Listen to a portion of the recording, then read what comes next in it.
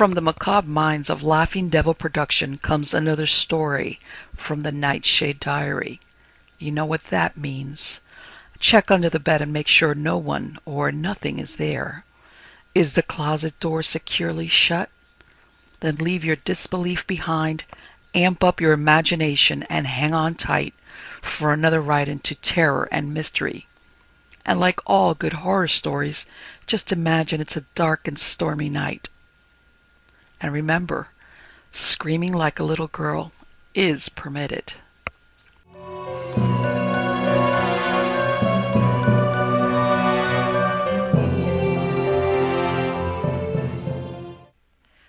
The Eye and the Finger by Donald Wandre. He was neither contented nor unhappy as he plodded up the 5 flights of stairs towards his room. His eyes felt weary. They always ached a little at evening after he had finished his day's work, for the bright lights of the department store bothered him. Not the shrill voices of women which swept into his ears for 8 hours like a thin, far scream. Not the mask of calmness that rules compelled him to wear. Not the standing on his feet, the smirking, bowing, directing, explaining, and approving. He had long become used to these. They varied. Their relative values changed, but the glare of the lights was a tireless, implacable enemy. He reached the 2nd floor. The half-gloom of the staircase soothed him. Tomorrow he would draw his salary check. The $25 would guarantee his existence a week longer. If the fatal pink slip came with his salary, he could last about 3 weeks by scrimping and letting the rent slide. He was vaguely conscious of these possibilities, but they didn't prey on his mind. 5 years of steady employment had fitted him into routine. Passing the 3rd floor, he smiled politely at a woman. He had seen her before and was often on the point of speaking, but didn't know her name. At the 4th floor he hesitated. He had a notion that he had forgotten something. He checked off the evening newspaper under his arm, the toothpaste in his pocket, the laundry that would arrive later, halted there under the bulb on the landing. He showed no distinguishing features. No one would notice him in a crowd. Away from the store he was diffident, mild-mannered, and he himself found it hard to characterize his appearance whenever he faced a mirror. He climbed onto the 5th floor. His room had an old lock on the door, which he had never yet succeeded in opening on the first try. He worked the key back and forth until the lock turned. As soon as the door stood open, he felt for the wall switch, and when the light came on, he closed the door with a backward kick of his foot. An eye was lying on the top of his bureau. He saw it instantly, for the eye was staring at him. He grew ill at ease, for he had few friends and did not like practical jokes. Or perhaps one of the children in the building had thoughtlessly played a prank upon him. That must be the explanation. He felt relieved, though he couldn't imagine how the locked door had been overcome. He walked over to the bureau and picked up the eye. A strange, colossal silence all at once enveloped him, in which he distinctly heard the tiny paws of a mouse scampering through the walls.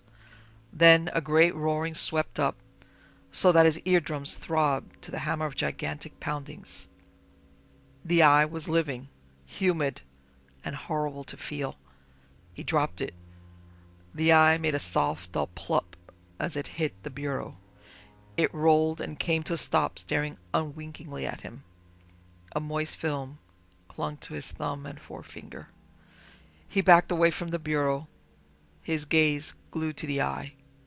Surges of thunder and blankets of incredible silence alternately shook him and numbed him. The eye watched him retreat. He backed into a chair and jumped nervously from the contact. The room whirled. Among the shifting objects, a cup crossed his vision. He remembered a piece of cardboard in a box of stationery. He got the cup and the cardboard, but was loath to approach the eye. It continued to look at him with a singularly intense, compelling, and mournful fixity, as though it wished to convey a message. He turned the cup upside down and dropped it over the eye. The cardboard rustled as it slid across the cloth spread that covered the bureau and slid under the cup. Something rolled around inside the small area of the prison. He lifted the cup and cardboard, walked to the door, and went out down to the street. A terrifying motion, like the slow progress of a slug, took place between the pasteboard and the cup. The faint warmth that seeped through seemed searing flame upon his palm. He deposited the cup in a waste can and weighted it with a brick so that whatever was on the inside of it could not escape. He returned to the main entrance of the building where he lived. The threshold blocked him by an invisible barrier that he could not force himself to cross. Walking on, he felt better when the doorway receded behind him. Passerbys did not register upon his consciousness. He had no memory of streets, nor of pavements flowing beneath his measured tread. It startled him to discover that he walked indeed with solemn paces, instead of strolling at random as he had planned. He was tramping through night, but the street lamps at spaced intervals broke the darkness with rings of light. They measured in time to the beating of his footsteps, in rhythm with the far roaring and alternate silences that divided his ears. If he had been walking in a funeral procession, he could not have chosen a more appropriate gait. He paid no attention to the lapse of hours, until he looked up and found himself again in front of the entrance. Aching weariness made him realize the miles he must have covered during his half-stupor. The shock, the grip of horrific nightmare, only now waned, and as it passed away, he began to wonder what had caused him so vivid an illusion of living through an experience that had no connection with any previous part of his life. He began climbing the stairs, the 5 flights. His hand, clutching the banister, helped him pull along. The wood felt clammy, as though sweating to damp air. The atmosphere must have been saturated, for beads of moisture collected upon his forehead. The heavy pounding of his heart commenced upon the 3rd floor. He went on, a sense of constriction and of doom accompanying him. Arrived at last in front of his door, he listened, and heard the creaking sounds of the building. What else could he have heard? He wondered, breathing audibly. The key wouldn't work, until he remembered that he had forgotten to lock the door. He pushed it open slowly, and the light in the room gave him a moment's panic, until he remembered that he had forgotten to press the switch when he carried the eye out. He entered. Frozen into immediate paralysis, he jerked only when the door swung shut of its own accord upon its ill-balanced hinges. The click came to his ears like a detonation in the midst of a desert of solitudes. A hand hung in midair, a hand that pointed at the open window. Where it should have been attached to an arm, he clearly saw blood, veins, flesh, muscular tissue, and bone. But it did not bleed, and there was no body, and the nap of the rug underneath it remained erect. He stared at the hand with blind, unreasoning, raging horror. The hand curled, so that the forefinger pointed directly at him. It curled in no haste, but as inexorably as the tick of time. His first instinct to flee forever from the room he suppressed. He heard the rumble of wheels upon a street, and in the presence of that familiar reality he could not yield to this visitation that had no right to afflict him, for if he rushed out not to return, he could never go through all years to come if faced the haunting of events that he could not explain. His breath came in deep gulps and trembling fits of exhalation as he advanced. The hand, hanging without support, pointed straight towards him. He drew nearer and nearer, but could detect no change in its position. The room fell away from his vision. Light and darkness departed, leaving him in a universe composed only of a disembodied hand and himself. He seized the hand, intending to hurl it far out the open window. The fingers instantly curled around his own, not fiercely, but tugging him along, pulling him toward the window. For a step he followed, hypnotized and unnerved. The hand felt neither living nor dead, neither hot nor cold. Its touch brought unrelieved terror, because it resembled nothing that he knew. It seemed most like the clasp of some fantastic alien, not of this or of any other imaginable world, but of a solidity beyond. It felt like a marginal thing, trapped midway between stone oblivion and tissue of life. He pulled, and the hand reluctantly, with heavy drag, yielded, drifting away from the window as upon the surface of an unseen ocean. The fingers retained their firm clasp, all save the forefinger, which opened like an unfolding worm. He fought the hand. He seized the forefinger with a tug that tore the other fingers loose. The forefinger began to curl inward upon his left palm. His right fist hit and hammered it. He freed himself wholly from the corrupt touch and backed away, a salt taste upon his lips. The hand relaxed. It drifted over to the spot at which he had first observed it. His own hand was shaking incessantly, and yet all the rest of him seemed ice. Not until the marginal thing had resumed its former position did he manage to overcome his paralysis. But the palsy of his hands continued. If the marginal thing had only attacked him, if it would try to overtake him, track him down, hound him deliberately, he could have coped with physical, tangible horror in action. The fiendish element was the thing's confidence. It urged, without threatening, him, and waited because it had the whole of time till doomsday. A towel caught his glance. Not once letting the hand out of his sight, he took the towel from its rack by the washbowl. The forefinger curled up in a dreadfully wagging gesture as he drew near again. The towel trembled even before he flung it over the marginal thing. He grabbed the four ends, wondering if the prisoner had escaped.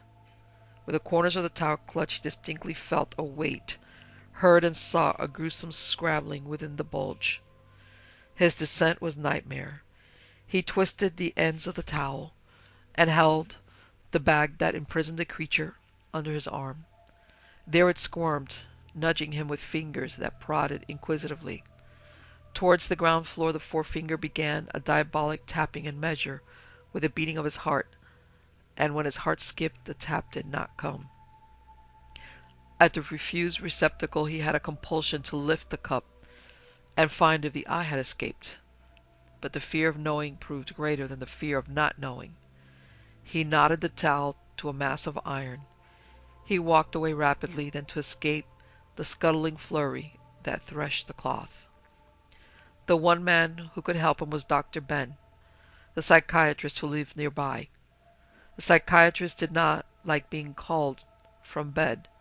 At first gruff, then skeptical, impatient, soothing, and interested in turn, he finally agreed to accompany the patient. "It will at least help to settle your nerves for the night, when I've proved that nothing unusual is present," said Dr. Ben reassuringly. "The hallucination may return, of course, but you'll be better prepared because you'll understand that it is a hallucination. I almost wish you were right, though. What an uproar it would create among my colleagues.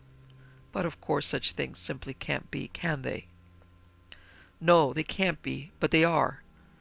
Why do they happen to me? Why not somebody else? Why not you?" Dr. Ben did not answer.